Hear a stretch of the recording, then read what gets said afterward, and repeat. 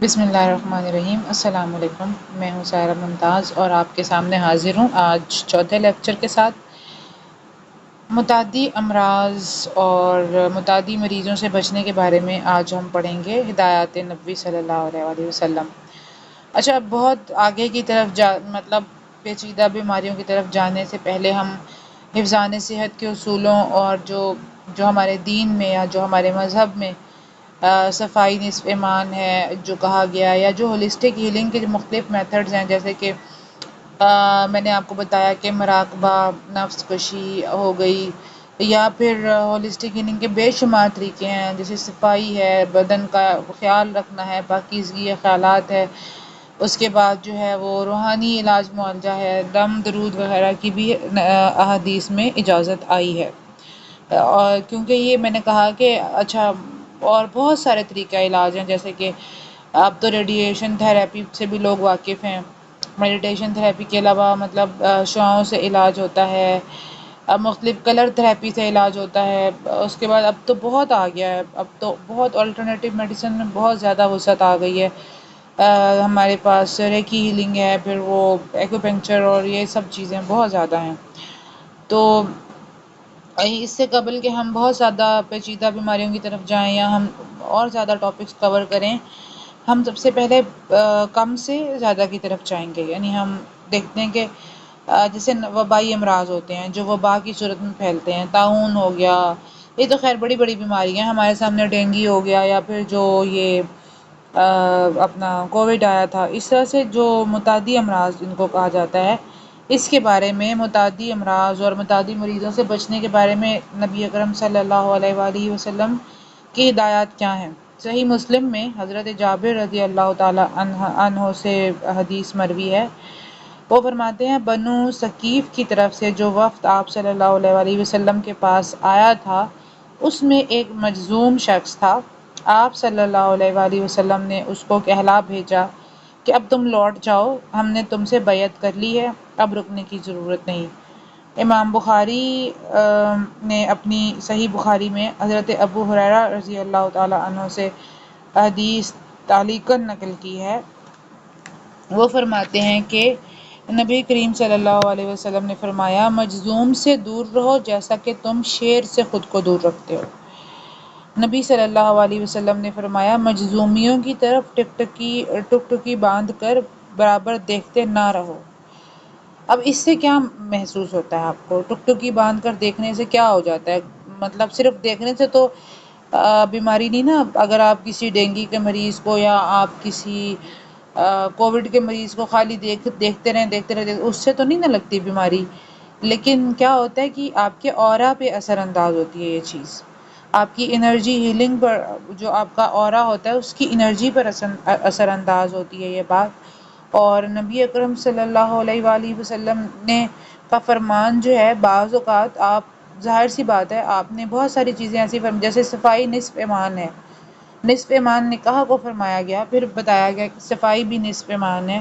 تو جب آپ اس کی حکمتوں پر غور کرتے ہیں تو تب آپ پر کھلتا ہے کہ اس کے اندر جو ایک معاف کیجیے گا،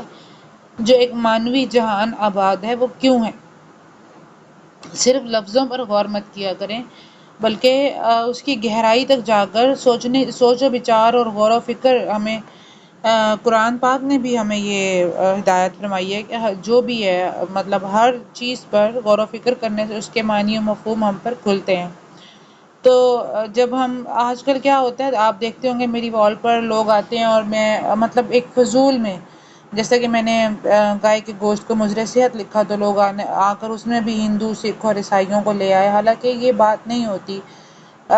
یہ بھی حدیث سے ہی اور قرآن اور حدیث کی جو تعلیمات ہیں ان سے ہی ثابت ہے کہ جو طبیب ہے نا، اس کے لیے مرض اور مریض کی اہمیت ہونی چاہیے، اس کے مذہب سے ہمارا کوئی لینا دینا نہیں ہے۔ ہمارے پاس ہندو آئے گا تو ہم اس کا علاج نہیں کریں گے؟ ظاہر سی بات ہے کریں گے۔ اگر کوئی ہمارے پاس مسیحی آئے گا، کوئی بھی انسان چلا جائے، ڈاکٹر کے لیے وہ صرف ایک مریض ہونا چاہیے۔ اصلی ڈاکٹر، اصلی طبیب وہی ہوتا ہے۔ تو اب کیا ہے کہ جو ہمارے یہاں بہت زیادہ ریجڈیٹی آ گئی ہے کہ بس جو مطلب قرآن میں جو لکھ دیا ہے اس کے الفاظ کو پکڑ لینا ہے، اس کے مفہوم پر نہیں غور کرنا، غور و فکر کرتے ہی نہیں ہے، اور پھر ہمارے اوپر اس کے اصل جو معنی اور مطالب ہیں وہ ہمیں پتہ ہی نہیں چلتا جب ہم غور و فکر کریں گے۔ اور دوسرے اور لوگ یہ بڑی آسانی سے مختلف احادیث سنا دیتے ہیں کہ علم حاصل کرنا فرض ہے، علم حاصل کرو چاہے چین جانا پڑے، جو بھی۔ تو یہ کیوں کہا گیا؟ کیا مطلب ہے یہ کافی نہیں تھا کہ مسلمانوں کے پاس جو علوم ہے بس وہی حاصل کر لو؟ تو نبی کریم صلی اللہ علیہ وآلہ وسلم نے منع نہیں فرمایا، بلکہ اصحاب کو بھی جو ہے وہ تلقین آپ نے فرمائی کہ مختلف علوم سیکھو۔ تو یہ جو ریکی ہیلنگ ہے یا جو آلٹرنیٹو جتنے بھی میڈیسنس کے طریقے ہیں، یہ چائنا، تبت اور ادھر سے ہی ہمارے پاس آئے ہیں نا، تو ان کا یہ بھی علاج میں معاونت کرتے ہیں، اور ان کا استعمال بالکل جائز ہے، بلکہ جائز کیا ہے، یہ ہماری طبیب کا جو کام ہے وہ آدھا کر دیتا ہے۔ تو ایک اور حدیث میں ہے، وہ صحیح بخاری اور مسلم کی حدیث ہے، وہ بھی حضرت ابو ہریرہ سے مروی ہے کہ ابو ہریرہ رضی اللہ تعالیٰ عنہ فرماتے ہیں کہ نبی کریم صلی اللہ علیہ وسلم نے فرمایا کہ کوئی بھی مرض پیدا کرنے والا کسی تندرست کے پاس نہ ٹپک پڑے۔ یعنی آپ جان بوجھ کر، مطلب آپ جیسے ابھی اللہ معاف کرے، اللہ مجھے معاف کرے کمی پیشی، لیکن ابھی جیسے ہمارے ہاں جہالت دیکھی گئی پچھلے دو سال ہیں، جب کووڈ آیا تو مسلمانوں نے کیا کیا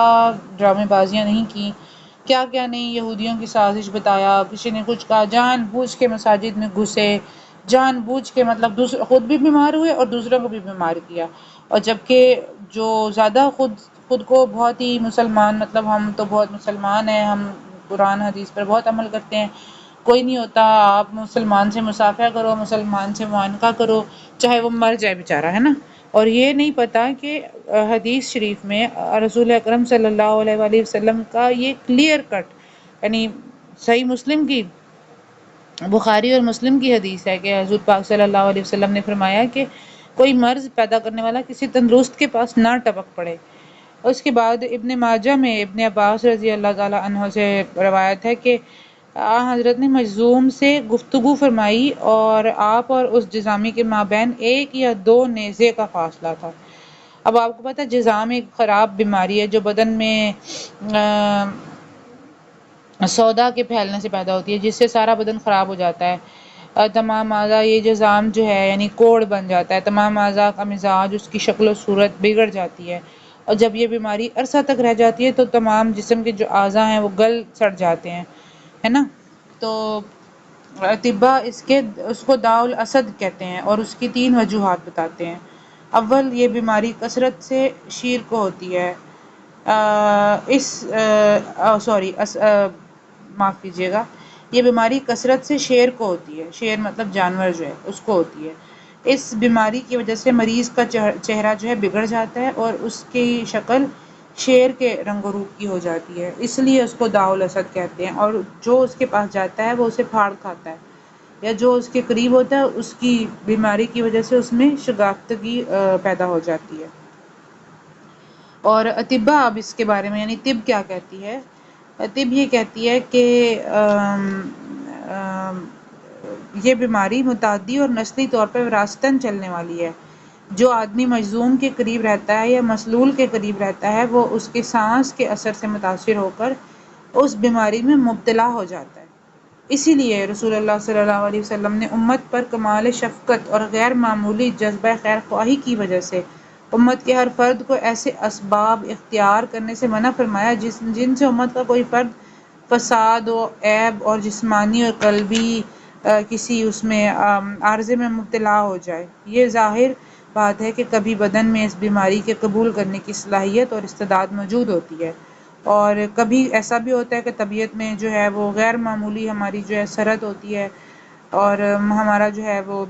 باڈی جو ہے اس کی امیونٹی پاور کبھی کم ہو جاتی ہے، تو جسم جو ہے وہ اچھائی برائی قبول کرنے کی صلاحیت تو موجود ہوتی ہے، لیکن ذہن پر جو خوف مسلط ہوتا ہے، وہم میں ستاتے ہیں اور وہم بن جاتا ہے، اسی لیے پھر جو ہے وہ بیماری ہمارے باڈی پر غالب آ جاتی ہے، اور بیمار جو بندہ ہوتا ہے نا اس کے سانس کی بو بھی تندرست تک پہنچتی ہے تو اسے بیمار کر دیتی ہے۔ یعنی اطباء ہمارا مشاہدہ ہے کہ بعض بیماریاں صرف مریض کی سانس سے تندرست کو مریض بنا دیتی ہیں، اور یہ بھی وہ ایک متعدی اسباب میں سے ایک ہے، یعنی وائرل انفیکشنز جو ہوتے ہیں، ڈاکٹرز تو اس بات کو اچھی طرح سمجھتے ہیں۔ تو یہ جو ہے اسی لیے پھر ایک حدیث شریف میں نبی کریم صلی اللہ علیہ وسلم سے کی حدیث سے ثابت ہے کہ نبی کریم صلی اللہ علیہ وآلہ وسلم نے ایک عورت سے شادی کی۔ اچھا، ایک حدیث میں یہ مذکور ہے، جب آپ نے اس کے ساتھ مباشرت کا ارادہ فرمایا تو آپ نے اس کے پہلو پر ایک سفید داغ دیکھا، تو آپ نے فوراً فرمایا کہ تم اپنے لوگوں میں چلی جاؤ۔ بعض لوگوں کا خیال ہے کہ یہ حدیث رسول اللہ صلی اللہ علیہ وسلم کی دیگر احادیث کے معارض ہے جو اس کا ابطال کرتی ہیں۔ مثلا جابر رضی اللہ تعالیٰ عنہ کی یہ حدیث ہے جس کو ترمذی نے روایت کیا ہے کہ رسول اللہ صلی اللہ علیہ وسلم نے مجذوم کا ہاتھ پکڑا اور اسے اپنے کھانے کی پلیٹ میں لگا کر ارشاد فرمایا کہ اللہ کا نام لے کر اس پر اعتماد اور بھروسہ کرتے ہوئے کھاؤ۔ لیکن یہ جو ہے میرے خیال میں یہ جو حدیث یہاں پر رقم کی گئی ہے، مجھے اس پر ڈاؤٹ ہے، میں اس کو چیک کروں گی اور پھر میں آپ کو اگلے لیکچر میں بتاؤں گی۔ ابھی آپ اس پر مطلب ہے یہ مجھے ایسا میری نظر سے کبھی ایسی حدیث نہیں گزری، پتہ نہیں یہ ایک میں جنہوں نے لکھا ہے، ایک میں نے ایک بک سے پڑھا تھا میں نے، تو یہ جو ہے وہ اس میں مجھے چیک کرنا پڑے گا۔ اللہ تعالیٰ مجھے کمی بیشی معاف فرمائے، لیکن کیونکہ میں نے پڑھا تو میں نے اس لیے عرض کر دیا۔ اچھا، اس کے بعد جو ہے وہ یہ جو چھوت چھات کا جو عقیدہ رکھتے ہیں نا، یہ غلط ہے، یہ بالکل غلط ہے۔ جیسے اگر آپ کہیں کہ فلاں جو بندہ ہے وہ کسی کوئی کمی کمین ہے، یا وہ کم ذات سے ہے، یا وہ جیسے ہمارا کوئی نوکر ہے تو ہمارے گھر میں جو ہیلپرز ہوتے ہیں، ہم کہیں کہ بھائی اب انہوں نے کھایا ہے تو یہ گندا برتن ہو گیا ہے تو ہم اس میں نہیں کھا سکتے، یا پھر جو پرندوں سے فال نکلواتے ہیں، جو طوطا فالی کرتے ہیں، وہ بھی ان سے بھی منع فرمایا گیا ہے۔ یہ ایک ضمنی بات تھی خیر کہ وہ لوگ کرتے ہیں نا کہ جیسے یہ دیکھنا شروع ہو جاتے ہیں فالیں نکلوا کے، وہ ایک غلط طریقہ ہے کہ ہم کب تک ٹھیک ہو جائیں گے، کب تک نہیں ہوں گے، مطلب یہ ایک بالکل بے بنیاد بات ہے۔ اچھا، اس کے بعد جو ہے ہم یہ پڑھتے ہیں کہ ہاں ایک اور بھی چیزیں جیسے ہیں نا، میں آپ کو بتاتی ہوں۔ ایک روایت میں ہے کہ حضور صلی اللہ علیہ وآلہ وسلم کے پاس ایک مجذوم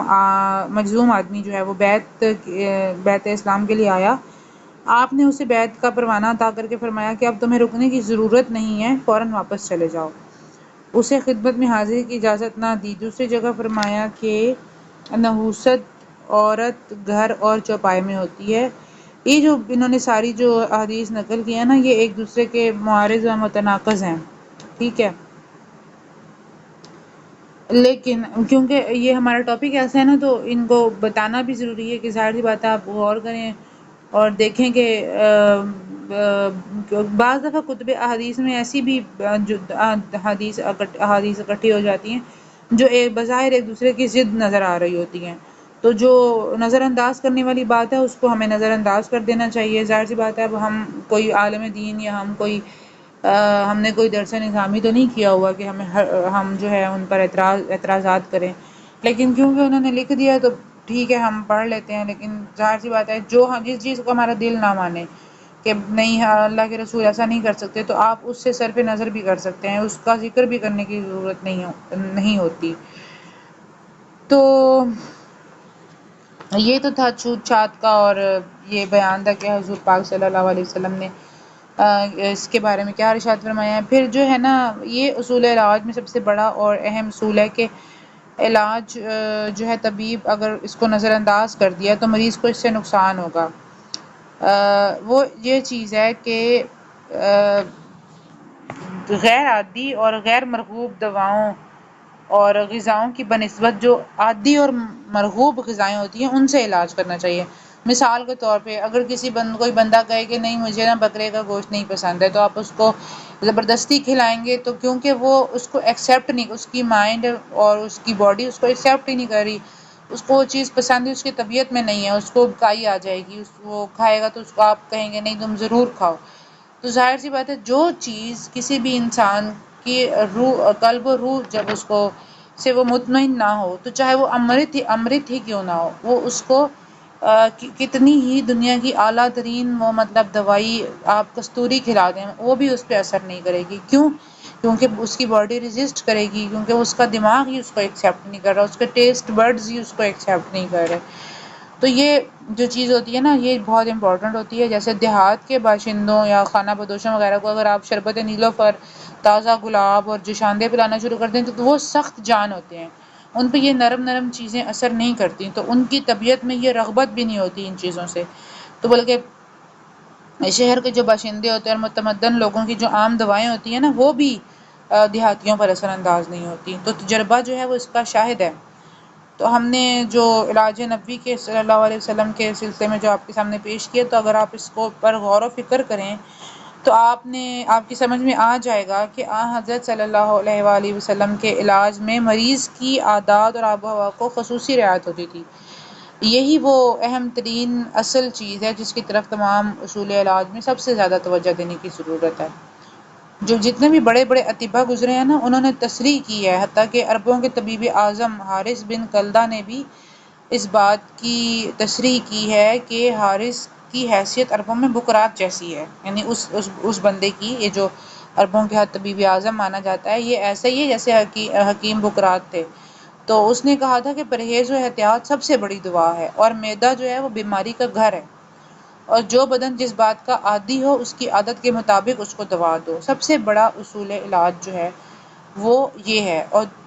دوسرے لفظوں میں اس کی ایک روایت یہ بھی ہے کہ پیٹ کو ذرا بھوکا رکھو، کیونکہ بھوک سب سے بڑی دوا ہے، اور یقین کریں کہ جتنا کم کھائیں گے اور باڈی کو آپ جتنی جلدی معدے کو خالی رکھ کر آپ باڈی کو ہیل کر سکتے ہیں نا، اتنا جلدی کسی بھی چیز سے نہیں کر سکتے، کسی بھی چیز سے نہیں کر سکتے۔ کیوں؟ کیونکہ معدہ جو ہے وہ بیماری کا گھر ہے۔ یہ ایک اسباتی عضو ہے جو اندر سے کدو کی طرح کھوکھلا ہوتا ہے، اور اس کی شکل بھی تقریباً کدو کی طرح ہی ہوتی ہے، اگر آپ نے